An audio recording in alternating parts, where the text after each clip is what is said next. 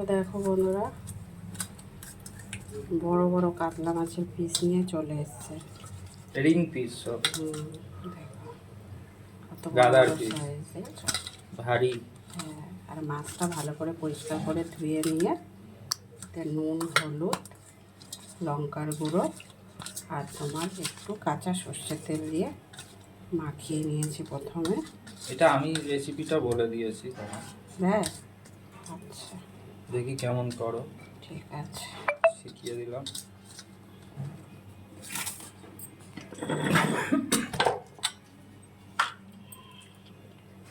এখানে দেখো সর্ষে, আদা, জিরে আর ধনে। জিরে ধনেটা একদম সামান্য পরিমাণে দিয়েছি, সর্ষের পরিমাণটা একটু বেশিই দিয়েছি, আর আদাও একদম সামান্য।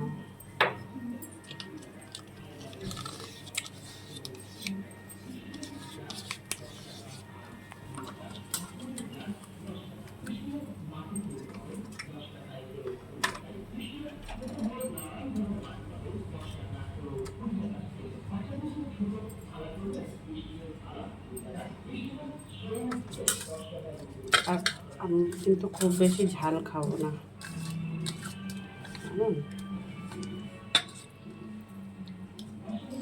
হাতে কিন্তু কাঁটা ফুটে গেল, ওই জন্য খুব সাবধানে করতে হবে।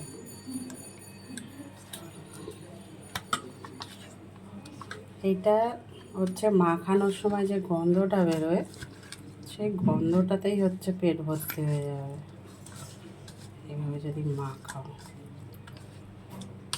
মাখানোটা একটু ভালো করে মাখাতে হবে, কিন্তু সাবধানে মাখাতে হবে। মাছের কাঁটাগুলো তো, কাঁচা মাছের কাঁটা যদি হাতে ঢুকে যায় কিন্তু খুব ব্যথা হয়।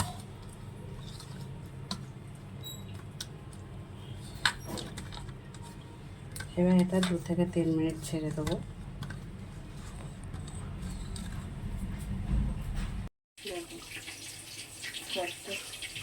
একটু দিয়ে দিলাম কালো জিরে ফোড়ন। এবার মাছটা কালাতে রাখবো।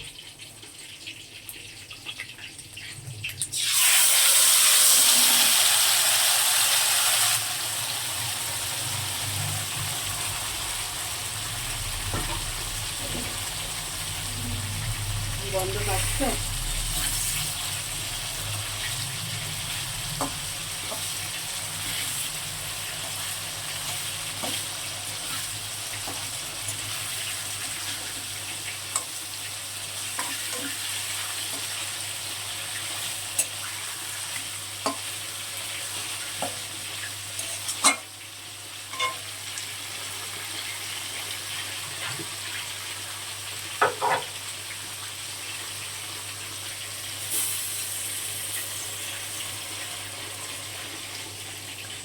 জল দিয়ে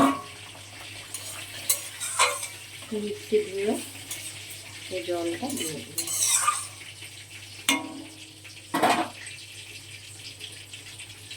কাঁচা লঙ্কা দিয়ে দিলাম।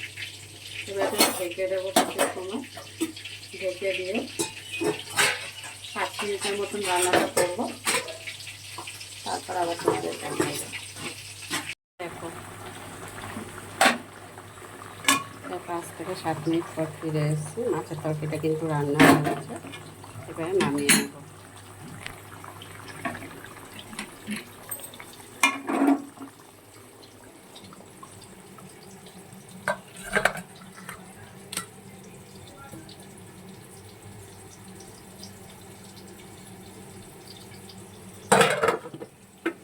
তো বন্ধুরা, ভিডিওটা আর বেশি বড় করছি না, এই অবধি রাখছি। যারা ইউটিউব চ্যানেলে দেখছো তারা অবশ্যই লাইক, কমেন্ট, শেয়ার করে দিও। একটা সাবস্ক্রাইব করে পাশে থেকো, আর ফেসবুকে যারা দেখছো একটা ফলো করে সাথে থেকো।